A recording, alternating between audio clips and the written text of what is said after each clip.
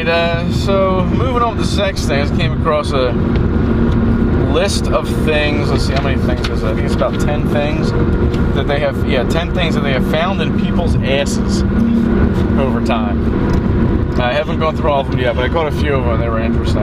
Yeah. One of them is a key. They found a key. We got a picture of it here. We got x-rays and everything. How do you think a key ends up in your ass? Who knows? I mean, smuggling all kinds of stuff. Yeah, I guess smuggling. You know? Yeah, I mean, that didn't even cross my mind. We had that one story, the prison story, with all the cell phones and batteries and everything else. Nails. Files. I mean, a key that's not extraordinary. That's normal. What was I thinking? That's an everyday occurrence. Silly me, they were just putting a key in their ass. That's what I would think. Somebody trying to smuggle a key. It's gotta be. It's not like, oh, let me feel what it's like to have a key up my ass. Yeah. Or that's some kinky ass role playing, you know what I mean? Like, unlock my ass. Okay, baby. So, well, no, I put it into, sucked it right up. Alright, this is a good one. Number 2, a vibrator and salad tongs. So these people got the vibrator stuck way far up there and then tried to fetch it out with the salad tongs. And those went in. And they got caught. And it's a shame because it must have just been slippery because based on the picture, they had a grip of it. They had it right around the base of the vibrator, but yeah. And it said it was a guy, and he simply attempted to remove the stuck object by using a pair of salad tongs. But they got stuck too. Yeah. What was the ride to the hospital like? Right? You know, if you had a station wagon, honey, you gotta drive me. I'll be laying down on my stomach in the back. Don't you hit any bumps. Or I'm sitting down, hit as many bumps as you can. I want to shake this out. At least the tongs. How embarrassing is this going to be? Ugh. And that's the thing. Then you got to go in front of people. All right, look, this is why I'm here. You pull up to the emergency room. What's the emergency? A vibrator and salad tongs stuck in my ass.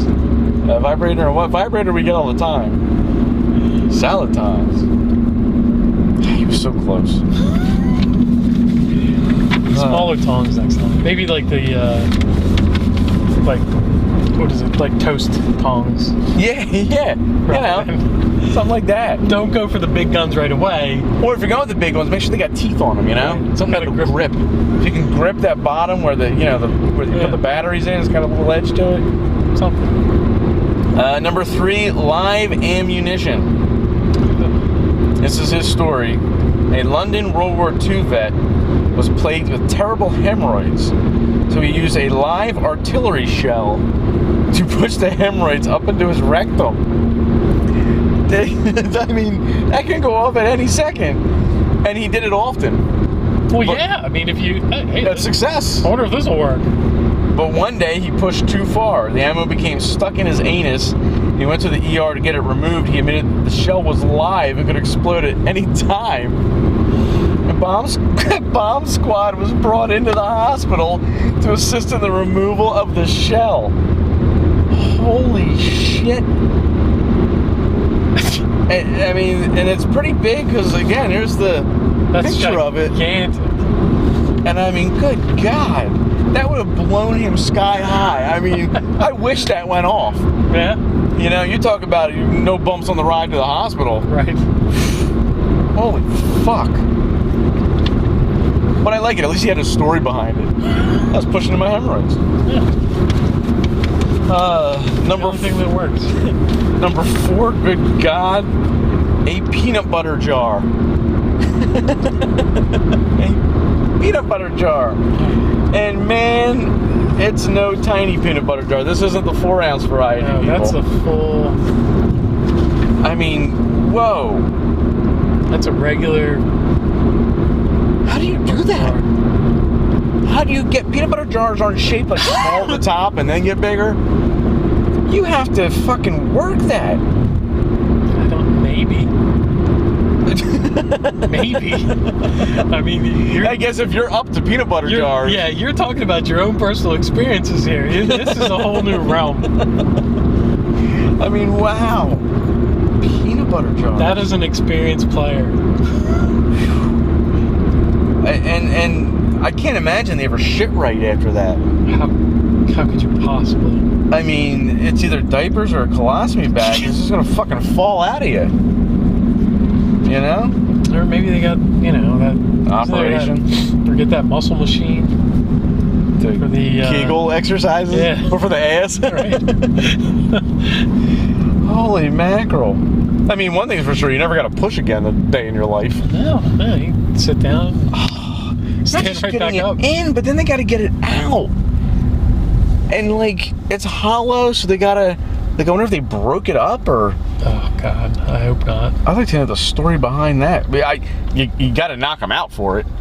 It's not like, okay, this might hurt a bit. Yeah. Like, they just had to stretch them out and... Yeah, and then...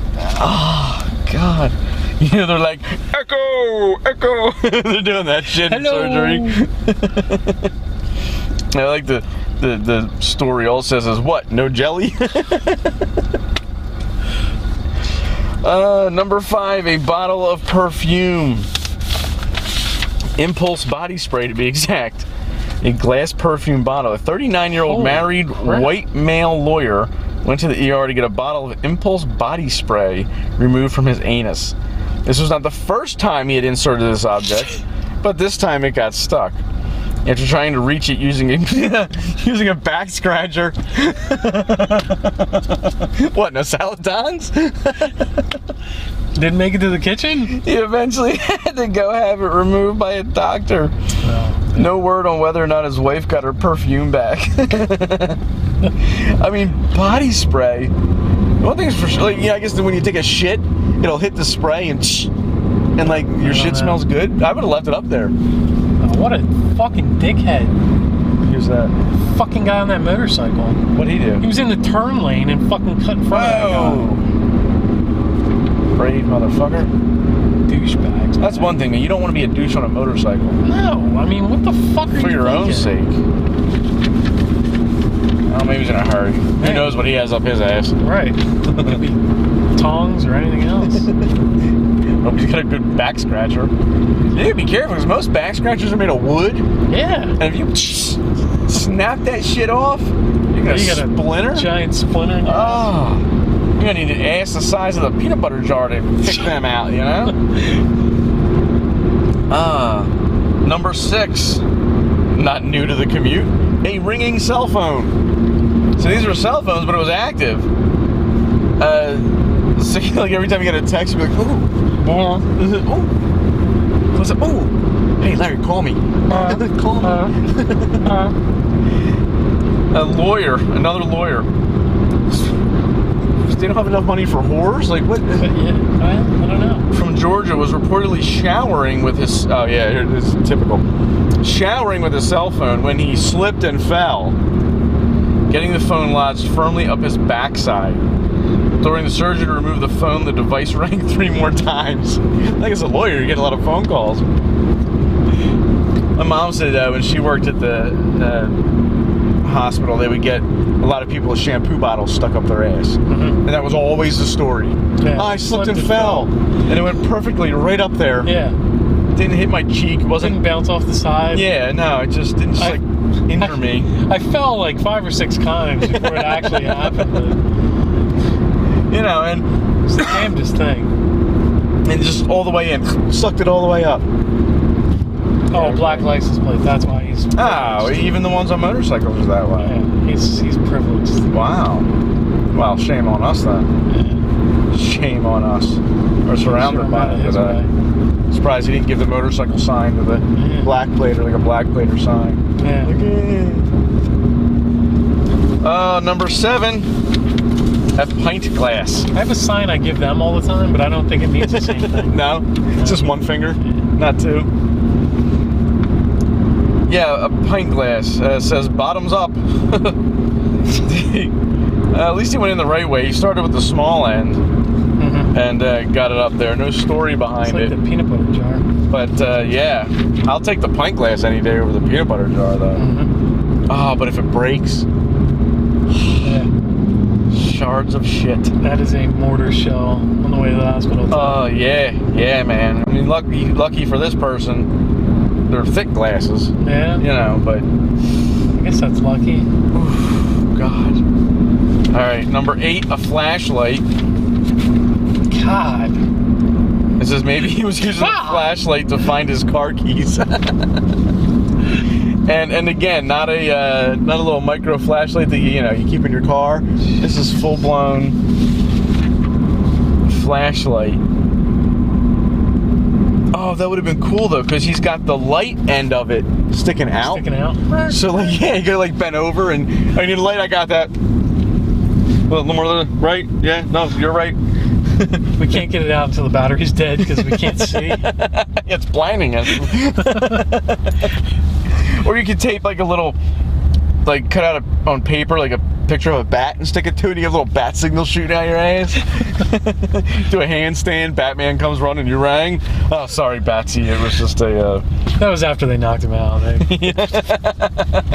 Pictures on the wall.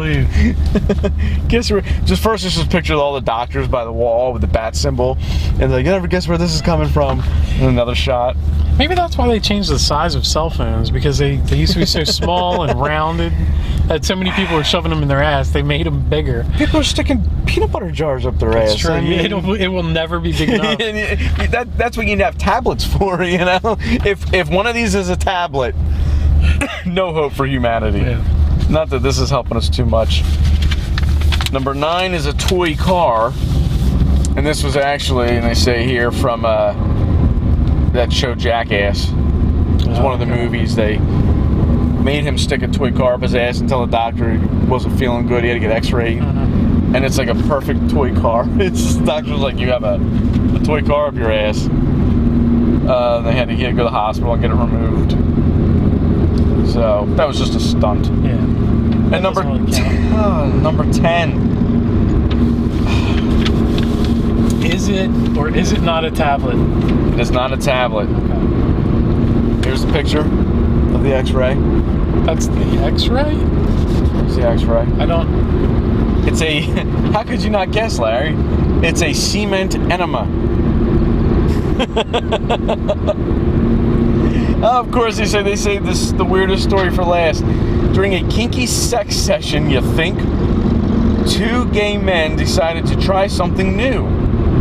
One man lay down and let the other man pour liquid cement into his anus using a funnel. Yes, really. Naturally, the cement didn't stay liquid for long, and when it hardened, it became a huge mass of cement that had to be surgically removed. And you could even see where it was like it started again. Like the large intestine was pinching in on it. Surgically removed. Like, I don't know. See, there's no bone, so I don't know how large that is. Like, is it this big, or is it like, did it expand? Because that's heavy stuff. Yeah. I don't know. That looks pretty big. What were you thinking? You think they were thinking, pour it in, it'll dry like a dildo, and then we'll have this dildo thing going on? But it just kept form to the body. There's a lot of pressure in there. A semen enema. Oh, holy shit. At first, because I'm trying to think as I'm going through these, what's the weirdest one, or the one I would want the least? Yeah. And live mortar shell kind of had it. It was tied between that and peanut butter jar.